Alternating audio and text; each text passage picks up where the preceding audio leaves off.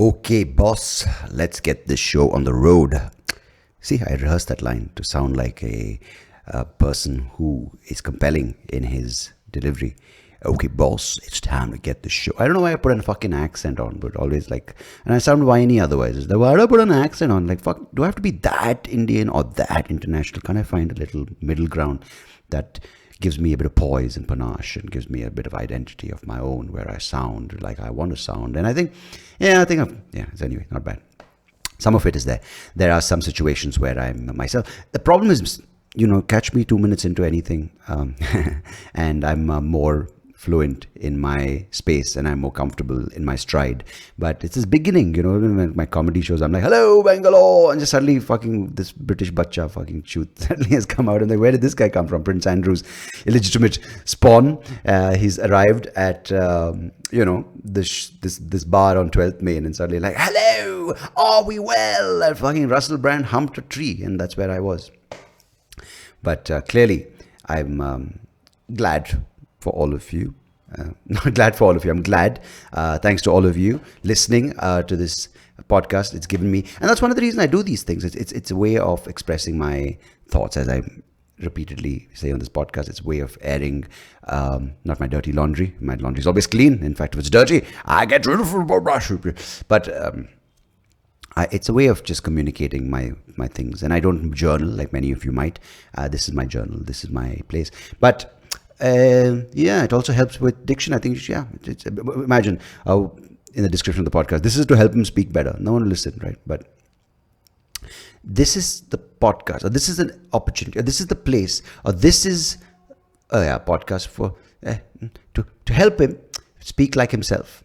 Who else will he speak like, you might ask? But clearly, as I said, the child of Russell Brand in a tree, or Prince Andrew's illegitimate spawn. I like that word, the spawn. It's like tadpoles. That's another word for that. Anyhow, what's going on? I hope all of you are fucking. It's a good thing. Just fucking. It's. I got shat on by someone big. I don't know. I don't want to name anyone. I don't care. But I mean, I do care. I mean, of course, I wouldn't be saying that otherwise. But I invited someone to be on my show, and they said, "Yeah, we like your other podcast." But I'm happy to be on this as well. I mean, I don't know what to make of this. What do you think, guys? I wrote, and the person said, they wrote in initially to be a part of the Life Gone Wrong podcast. You guys have heard that one. It's on Spotify if you haven't. And I said, sadly, or whatever I said was, there's no season 3, so I'd love to talk to you about your story, but it will be on the SoapyRao show. So the response to that was, I really like Life Gone Wrong. Unfortunately, season 3 is not happening.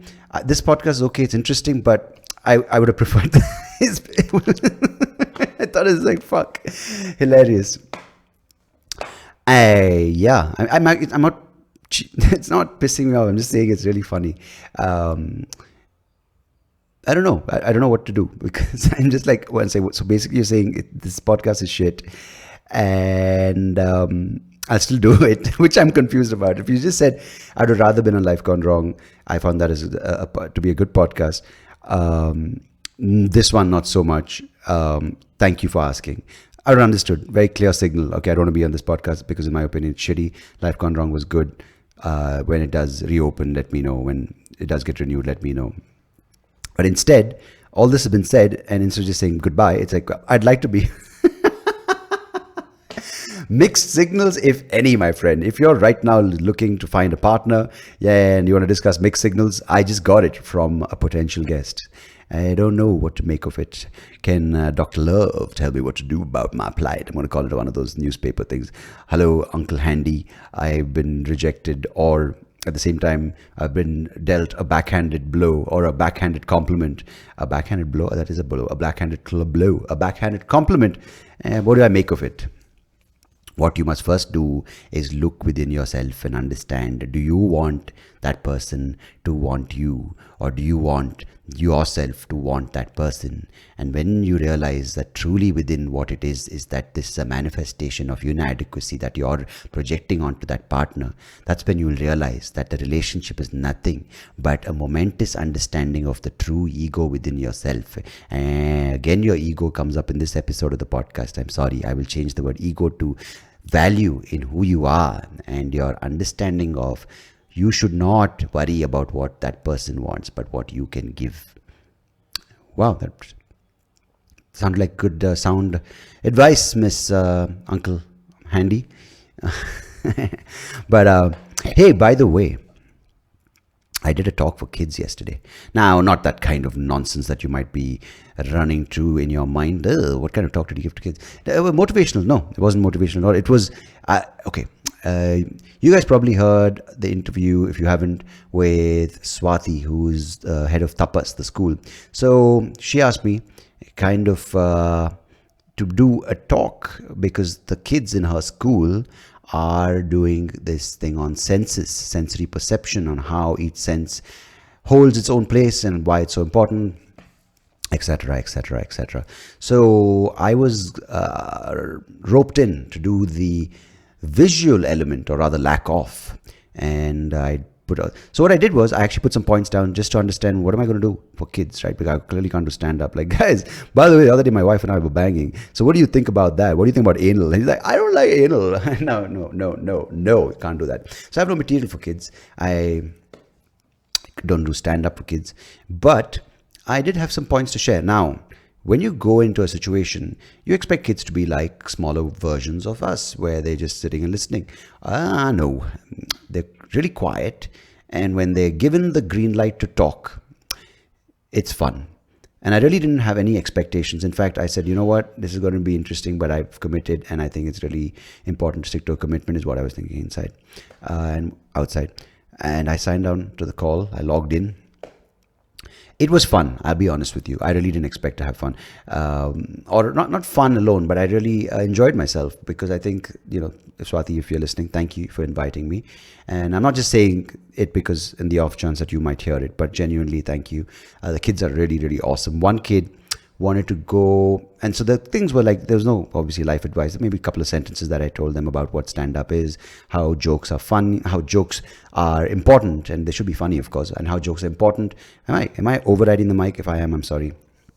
It's almost like this mic is so uncomfortably close. It's like one of those aunties or uncles or your cousins at a wedding, like, what are you doing nowadays with that life? Are you still gay? Like crazy things. I mean, I'm not gay, but how did you know? And it was really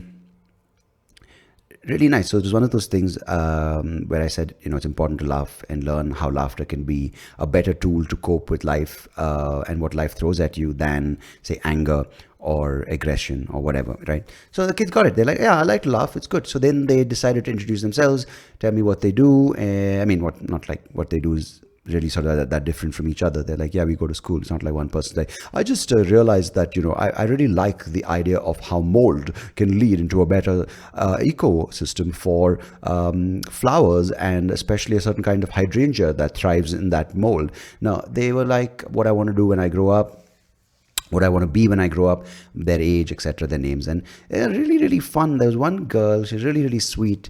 So one girl had this idea of being a superhero kind of thing. The other girl, she blew my mind with the knowledge she knew about animals and birds, and she was just telling me all of that, and she was really cute. Like, me, one more thing. I was like, this kid is really, really cute, and she's going to be very persuasive when she grows old. One word always baffles me on the podcast. Last time it was philanthropic. Anyway. But yeah, she should be a persuasive person. And there's one kid who was really, really funny, and one kid really knew a lot about space. And one kid, his thing was to grow up and become a swimmer, eventually leading to a scuba diver, eventually leading to a person who explores. So I think he had this dream of a marine biologist, but he broke it down really well, that I want to learn swimming first, which is good. He had his goals set and very smartly planned out. He just, I'm going to be a marine biologist or like rocket scientist. He planned it well. He's like, I'm going to build a ladder first, then learn how to get onto the ledge, and so say I'm going to go to space. I think it was like, so he said, I want to learn swimming, go into the water, become a scuba diver. And then he said the most interesting thing, which took everyone by surprise. He's like, I want to learn swimming, become a scuba diver, go and learn about the fishes, and punch a shark on its nose. I was like, what the fuck? Where do you get this from? There's another kid who's actually writing his own books apparently, and he wants to be a detective, and he's already solving crime and mysteries in his neighborhood slash building, and he's already lined up 10 suspects, and apparently the first suspect is his dad. And I was like, so this is the kind of stuff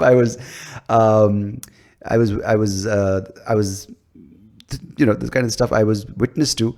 I was information being thrown at me. So I found it, in fact, more of an entertaining session for me than I had to offer to the kids. So kids, hey, thank you for listening. And Swati, I appreciate it.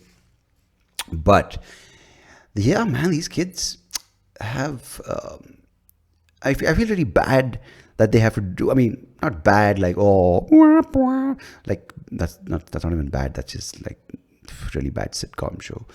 But I feel really, what's the right word? I feel for them that they can't really go out and be kids, that they have to do these things, and hearing words like, hey, can you unmute yourself before speaking? Like, fuck, it's just a different language. And I don't know if, like, the screen, I don't know if I want to go into that space. My cousin who runs a Montessori school says that the lack of social interaction that these kids are experiencing is definitely setting back their learning or their growth. And I don't know what the parameters for that is, but development is maybe what the right word is.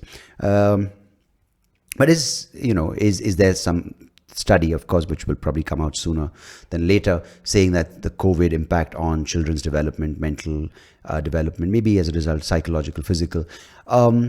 But I don't know, what is this benchmark? I mean, we've had this thing that by grade 1 or by the first standard, when they're between 6 and 7, they have to be in this curriculum, that curriculum. I mean, is what I'm trying to get to is this maybe a reason why a reason to look at how different each kid is different, and we can't really bunch them into a certain thing that all 6-year-olds have to read and write at this level, or do maths at 8, or do this at 9. Maybe it's an opportunity to say, you know what, let's fucking understand how each kid can thrive in his or her own environment. I'm not even going down to this gender fluid thing. I have no clue how it's done, but I'm just saying, from meeting these kids yesterday, they were amazing. And yeah, and while that happened, that was yesterday, Friday, and apparently Friday there was a global strike. Yeah, climate strike. Greta Thunberg back in action. 2021, Greta Air coming soon to a park near you. Greta Thunberg, Greta. And she's like, the politicians are not doing enough. You gotta say no, motherfuckers. Suddenly she's a black Swedish girl. I don't know. I think a lot of other people say motherfuckers. But yeah, so Greta's back on the road. It's a long, lonely road for Greta. But she apparently, it's just, of course, I don't know why I'm narrating the news to you, but there are people who demonstrate outside the palace in Mexico City, and people outside in Bangladesh. They're like, oh, fucking, we don't want coal anymore. I don't know what happened in India. I think when this like, oh, this is another strike. And people are just like, oh, what is this? Just one massive strike which has multiple sub-strikes leading into each other. Yeah, it's crazy. But yeah, while that happened, it's literally like, this is on the Guardian app, it's like Greta Thunberg climate strike. Next thing, the volcano in Tenerife or the Canary Islands is just spewing. It's like one of those extremely cock-block, blue-balled guys who's been listening to things saying, oh, you must not masturbate because it's bad for you. You must not masturbate because you'll go blind. You must not indulge in sexual pleasure until you're married, or whatever. Sex is only, or sex is not for pleasure, but it's only for procreation. One of those things. His whole life. This is the volcano, by the way, if you've lost me for a second. And now he's just realized that that's all bullshit. He's been sold a lie. And now he's just spewing and spewing and spewing. And like, and the island's called La Palma. If I'm not mistaken, LAPALMA. Come on, dude. Like, does the similarity between a frustrated guy and a volcano that's just laid dormant, building up all this pressure, and suddenly it comes out on La Palma. I'm talking about the palm, not the palm. Palma, of course, maybe we reference the tree, but that's hilarious that there's an island called La Palma being jizzed all over by a volcano. Fucking epic. Greta Thunberg. Anyhow, man, by the way, I just want to give you a bit of context. I don't this podcast is under the category of comedy, but it's not always jokes or, and I want to understand this and make sure that all of you are on board with me, is that people think that just because it's comedy, it has to be